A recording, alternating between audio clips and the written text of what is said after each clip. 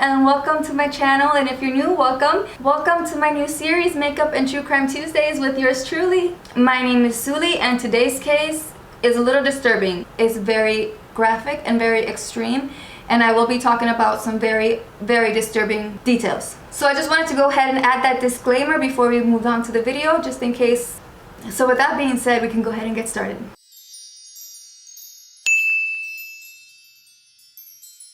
So today we'll be talking about Krista Gale Pike.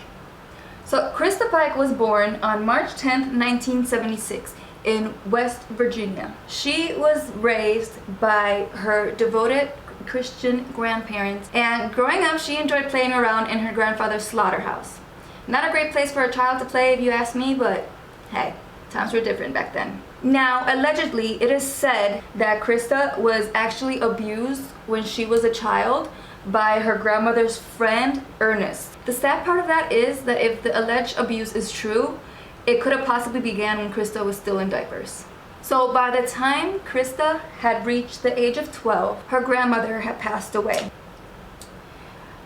Her grandma sadly passed away, and Krista did not take this news well. Now, it is believed that Krista tried to commit suicide for the first time after this event. Stricken with grief, it is said that she began to self-cut and self-mutilate in different ways. Now, things seem to be getting worse when Krista had to move in with her mother, who at the time was a registered nurse and an alleged alcoholic. Now, Krista and her mom, they didn't have the best relationship, and it didn't help the fact that her mother took her to see a shrink. Now, Krista's mom, she had a lot of men revolving around their lives, which only seemed to make the matters even worse at the time. Now, in an interview that Krista gave reporters, she actually said, and quote, "He made this leather strap thing with a wooden handle specifically to beat the hell out of me with. He made this thing and hung it up on my bedroom wall like if it was some wall decor," end quote. She said about one of her mother's boyfriends.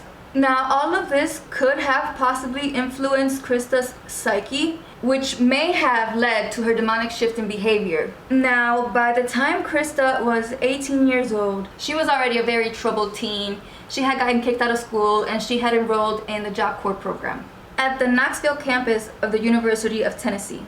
Job Corps was a program described as a training for disadvantaged youth. While there, Krista decided to study nursing just like her mother. While there, she met and began dating a man a year younger than her by the name of Tarte. While together, they started developing an interest and a serious fascination in the occult and devil worshipping. Now, around the same time, Krista meets a 19-year-old girl by the name of Colleen Simmons. However, she started suspecting Colleen of trying to steal her boyfriend and being interested in her boyfriend and just trying to take her man. But there's a big but. Colleen was not interested in her man, and she actually denied the fact that she was after her man several times, and multiple of Colleen's friends even told Krista and everybody that Colleen was not interested in Tarte at all. Didn't matter to Krista. She was pissed off and she was mad, and she was jealous of Colleen. So on the night of January 11th, 1995, Krista decides to pay one of her friends a visit. While she's visiting with her friend Kim, she tells Kim that she hates Colleen and that she wants to kill her. She later went on to say that Krista was just feeling really mean that night. This is a side note. A few days prior to Krista mentioning this to her friend, Tarte was telling some of his friends that he needed to make a human sacrifice because the celestial bodies were in alignment, whatever that meant. Okay, so fast forward a couple days, it's the evening of January 12th. Krista, Tarte, and a third friend of them by the name Shadora Peterson sign out of their dorm rooms and go to Colleen trying to make peace with her, and they ask her if she would like to join them to go smoke some marijuana in the woods, that Krista had a bag of marijuana hidden in the woods nearby, and that if she wanted to come, she was welcome to tag along. Colleen, not thinking anything of this, agrees and signs out of her dorm room along with them and goes with them. So with the hopes of getting high with the group, Colleen agrees and follows them into the nearby woods. Now they start to lead her into an isolated area in Tyson Park, close to the University of Tennessee campus. Once there, Krista started accusing Colleen of wanting to steal her boyfriend, and Colleen kept denying because she did not want her boyfriend. She made it perfectly clear several times, and she's still denying it, but Krista is not listening to her. She's not having it. She's fed up. She's furious. Suddenly, Krista grabs Colleen by the head and smashes her face into her knee, then pushing her to the ground and began punching and kicking her mercilessly. While Colleen starts to scream and cry out, "Why are you doing this to me? Why are you doing this to me?" Now, while Colleen was on the ground crying, Colleen actually managed to get the strength to stand up and try to escape. She tried to run, but she didn't make it far, because once she tried to run, Krista pulled out a box cutter and she slashed her across her back. And then Tadero grabbed her and pinned her to the ground, while the other friend, the third one, stood watch a couple miles away. Now at this point, Krista had pulled out the box cutter and she began to slice Colleen across the stomach, while Colleen begged and cried for her life. Colleen began screaming and crying and begging for her life, and she began screaming to Krista, saying, quote, "If you let me go, I'll walk back to Florida without stopping at Job Corps to pick up my stuff, please," end quote. But Krista was not having it. Krista told her to shut up. She responded by telling Colleen, quote, "Because it is harder to hurt someone when they're talking to you," end quote. She went on later on to admit that the more Colleen screamed and cried, the more she kicked her in the face. Now during the attack, Krista briefly paused for one moment because she thought she heard something in the woods, so she goes to check it out, but it was nothing, so she comes back right away. She then comes back. Once she came back, she continued to lacerate at Colleen's throat, slashing it several times with the box cutter. Surprisingly, amazingly, Christine still has fight in her. That girl, I feel so bad for her because she fought with all her might. She fought for her life. That girl put up all that she had that night, and it's just so sad, the fact that she fought so hard and they still did this to her. This was brutal, like brutal. I saw the crime scene photos. They were brutal. This poor girl was unrecognizable. I will not be showing those photos on here, but if you guys are interested in looking those photos up for yourself, I will go ahead and leave a link down below so you guys can go ahead and research this case for yourself. It is a very interesting case, but it's also very brutal and very heartbreaking. So surprisingly, once again, Colleen manages to get the strength to sit up once again and once again try another escape. But this time, as soon as she tried to run, Krista threw a large rock at the back of her head, which made her collapse. At this point, the boyfriend Tadero decided to join in as well and started hitting Colleen with rocks. Now, after 30 minutes or so, Tadero decided that he wanted to carve a pentagram into Colleen's chest. So he grabbed the box cutter and he went on and carved a pentagram in Colleen's chest as their final mark. Medical examiners actually later on went on to testify that the area around the wounds were red, indicating that her heart was still beating when those wounds were inflicted. How horrible is that? How horrible is that? That poor girl. Medical examiners also went on to say that none of the aforementioned wounds would have rendered the victim unconscious, which means that poor Colleen literally felt and suffered every horror that had been done to her that night. I can't even begin to imagine what that poor girl must have gone through. Like, I can't even begin to imagine. So poor Colleen suffered about almost an hour. They were still torturing the poor girl. Almost an hour had gone by before Krista decided to pick up a large piece of broken concrete, and she began to repeatedly hit Colleen with it in the head until she was completely dead. Once Colleen was completely deceased, Tadero and Krista then grabbed her body and dragged her deeper into the woods and left her on top of a pile of leaves and debris. After they leave Colleen's body there, they go on to remove her black gloves that she was wearing and grab her 2 ID cards and start rubbing the mud all over their bloody clothes so they can cover up all the evidence. Once they did that, right before they left the crime scene, Krista runs back to Colleen's body, picks up a piece of her fragmented skull and shoves it in her pocket as a trophy of what she had just done. That is just sick. No. So once they're all done, they all walk to a nearby gas station where Krista and Tadero decide to get rid of Colleen's ID cards and gloves. Once they finish getting rid of all the evidence and all the stuff, they walk back to their dorm rooms, and they get back to their dorm rooms around 10 p.m. like nothing had ever happened.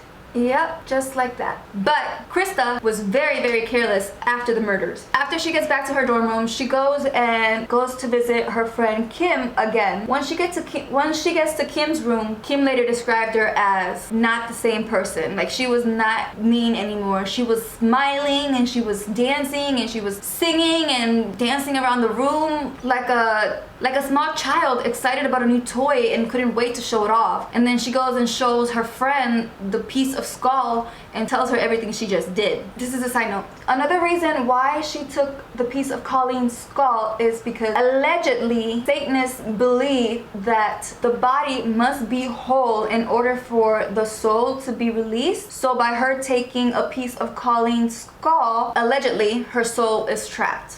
Now, the next morning is Friday the 13th, 1995. Around 8 a.m. in the morning, Colleen's butchered body was discovered by a university employee who originally thought he was looking at an animal carcass, so he went in to take a closer look, and to his horror, he realized it was a human torso and called the police. Now, later that day, like I said, Krista was being very, very careless. She actually went back to the crime scene only to get sent away by police. And even later on that same day, she went and left her jacket in one of the administrator's office. And yes, it was the same jacket with the piece of skull fragment in the pocket. Now, when police went to investigate, they realized that Colleen had signed out of the dorms with the other 3. So when they realized this, they started asking questions and investigating the other 3. That's when administrators turned over her jacket to police, and they actually ended up finding the piece of skull in her coat pocket. All 3 students were arrested within 36 hours of the murder. Now, Krista was the first one to get questioned. And surprisingly, the chatty teenager waived all her rights and confessed to everything and took responsibility for everything that happened. After her confession was typed out, her confession was 42 pages long. 42 pages long! And if that wasn't proof enough, police found Colleen's blood all over the jeans Krista was wearing the night of the murder. However, Krista was cooperating with authorities, and she did take them to the gas station where she threw away Colleen's gloves and ID, and then she went back to the crime scene with them and gave them further details of the events that took place that night. So after the arrest, police got a warrant to search all the students' rooms, and they actually found a satanic Bible in Tadero's room. That's just plain creepy, but yeah. That's what they found. They found a satanic Bible in Tadero's room. I didn't find any information about them finding anything else other than the satanic Bible. But yeah, they actually found a satanic Bible in Tadero's room. That's creepy. Now, in March of 1996, March 22nd to be exact, Krista's trial began. Alright, I'm gonna go put on eyeliner off camera and then I'll be right back because I cannot talk and do this at the same time. Okay, during the trial, Krista was actually crying. During the entire trial, Krista wouldn't stop crying, but that didn't have any effect on the jurors. In fact, the jurors actually described her as, quote, having an angel's face but a devil's heart. And after only a few hours of deliberating, the jurors came back and found guilty of both conspiracy of committing murder and first-degree murder. And on March 30th, Krista Pike became the youngest woman in the United States of that time to be sentenced to death. And Tadero Shipp was actually sentenced to life in prison with possibility of parole. And Shadana Peterson became an informant and pled guilty and only received parole. So At the age of 20, Krista Pike was the youngest woman on death row in the United States at that time. But our story doesn't end there. No, sir. No, no. A few days after Krista was sentenced, she decided to write to Daryl a letter. And in this letter, she went on to say, and quote, "Please write me. I miss you so much. You see what I get for being nice to that hoe?" And she goes on and says, "I bashed her brains out so she died quicker instead of letting her bleed out and suffer more. And they fucking fry me. Ain't that some shit? Please write me. Tell me what you're feeling. Also, tell your lawyer that if he needs me to testify for you, I will. I love you for the rest of my life." Then she goes on to sign the note, quote, "Little devil," and quote. This girl, I don't know. Like, this girl was, I don't know. So 5 years into her sentence, in August of 2001, Krista attacked and attempted to kill another inmate with a shoestring and was nearly successful. She was then charged and convicted and got another attempted murder charge on her record. Also in 2001, Krista launched, canceled, and relaunched an appeal for her conviction. Then in June of 2002, against her lawyer's advice, Krista asked the court to drop her appeal and move forward with the arrangement of her sentencing. The judge agreed and her execution date was set for August 19th of 2002. However, Krista ended up changing her mind, so on July 8, 2002, defense lawyers filed a motion to allow the appeal to continue, but the motion was denied. However, on August 2nd, a 3-state judge ruled so that the proceedings should continue, and so the execution didn't happen. Now in March 2012, it is believed that Krista actually tried to escape. That didn't work out too good for her. One second. So yeah, she actually attempted to escape in 2012, but that didn't work out for her. As of 2019, she has tried to appeal again and again, and it doesn't get anywhere.